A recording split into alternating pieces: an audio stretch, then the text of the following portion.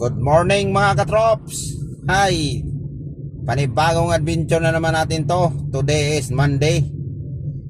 So ito yung sinasabi nilang bagyo. Ayan. So bago natin umpisahan yung marites natin mga katrops, unang-una papasalamat tayo sa Panginoon. Lagi tayong binibigyan ng lakas ng pangatawan. At nandyan po sila lagi na naggabay sa atin sa araw-araw nating trabaho. At Lord, gabayan nyo po lahat ng nakakapanood ng video ngayon o hindi lang ngayon, sa buong araw nilang nagtatrabaho hanggat makauwi sila sa bahay, sa pamilya nila. Okay, thank you very much, thank you very much. Okay, ito yung sinasabi nilang mga mga katrops, yung bagyo. So sabi nila, yun nga, malakas ang ulan, darating yung bagyong hapon. So hindi ko alam kung saan yun dumating. Kasi papasalamat tayo sa Panginoon dahil sa area natin ng Maynila. So hindi ko alam kung saan kayo sa Maynila. Ito na lang, sa area ng Cainta, kasi taga Cainta ako. Unang-una papasalamat talaga tayo sa Panginoon dahil parang ramdam ko na parang wala namang bagyo. Dahil walang ulan. Umulan man kahapon, kagabi. Parang parang natural lang na ulan. Hindi naman talaga yung ulan ng bagyo na grabe talaga yon. Kaya ngayong umaga, time check natin, eksaktong alas 5. So ayan, nakita nyo yung kalsada, tuyong-tuyo. Thank you Lord. Hindi nyo po kami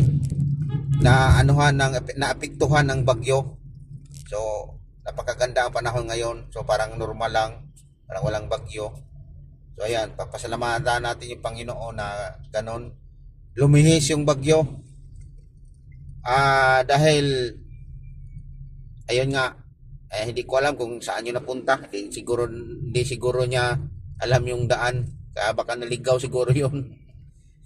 O may ibang pinuntahan o may ibang dinaanan. Kaya ayun, so papasalamat tayo dahil hindi tayo na apektuhan ng bagyo. So kung naapektuhan ng bagyo, sana naman makadali silang makarecover, lalong-lalo na talaga yung nabahaan yung bahay nila sa mga nasira yung mga tanim, nila sa naapektuhan ng bagyo. Sana makarecover sila agad. Ayun, so yung biyahe natin mga trops, medyo sana walang traffic. Pero yung iba mga trops, wala naman siguro traffic ngayon mga trops dahil nag-cancel na yung kagabi pa. Nag-cancel na yung pasok sa mga nag-aaral ng high school, elementary. Ayun, yun nga, dahil yun nga sa bagyo na isa yung dahilan na kinancel yung klase. So ayun, so wala naman siguro ganong traffic ngayon kasi pag mga ganitong oras mga katrops talaga, alas 5 dito pa lang wala na, mabilis pa yung maglakad. Pero sa ngayon medyo okay yung di naman traffic, kaya okay lang. So mayroon tayong bibiyahe na naman, kukunin na naman natin yung sasakyan. Kaya siguro malamang yung ruta natin mamaya mga katrops, ito lang tayo sa BGC Makati, tapos baka magkaroon tayo ng QC pala. Yung sinundo ko pala sana kahapon mga katrops, kasi may dalawa akong airport. Yung isa nung hapon, domestic yun, galing yun ng Cebu papalik ng Maynila. Kinancel yun mga katrops, so nagpa-rebook na lang sila. Tumawag sa akin dahil yun nga, kahapon sana darating yung bagyo ng gabi o ng hapon, kaya kinancel yung flight papuntang Maynila. Kaya ayun, so napaaga tayong uwi. kahapon. So papasalamat tayo dahil nakahabol tayo sa simba. Nagsimba tayo kahapon kasi may oras pa.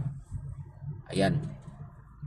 So tumawag yun sa akin yung susunduin sana natin yung nandun galing sa Cebu. Pinaparebook na lang nila yung ticket nila. So ngayon, so malamang susunduin natin yon, pero hindi ko rin alam kung itutuloy ba nila yon kasi sabi niya tatawag na lang daw ulit kasi ang sabi niya nung una na kinancel yung flight tapos nagparebook na lang kami. Tawagan ka lang namin kung magpapasundo sa airport. So yun lang ang alam ko. So wala pa naman tawag. Di ko rin alam kung tanghali pa ba yun o anong plano nila doon. So may isa tayong tentative airport. Kaya ang biyahe natin sa ano ko lang, baka BGC Makati yun lang. Tapos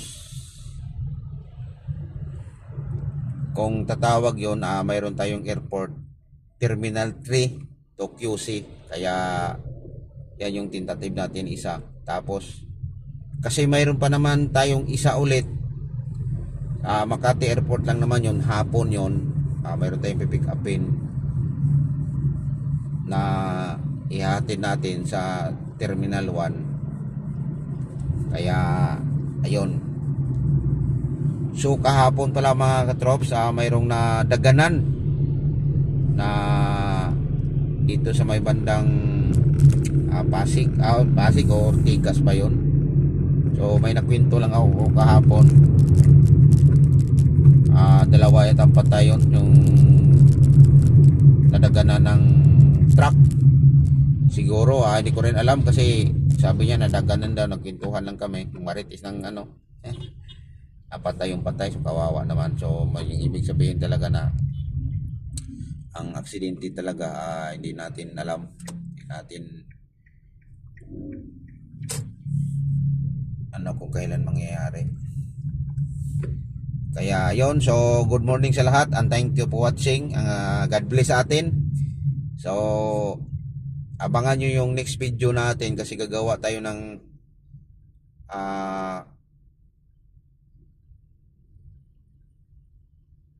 traffic. Nagtaas din na naman pala yung petrol, nagtaas na naman yung gas. So okay mga trops, yung traffic dito mga trops, malapit naman sa may IPI.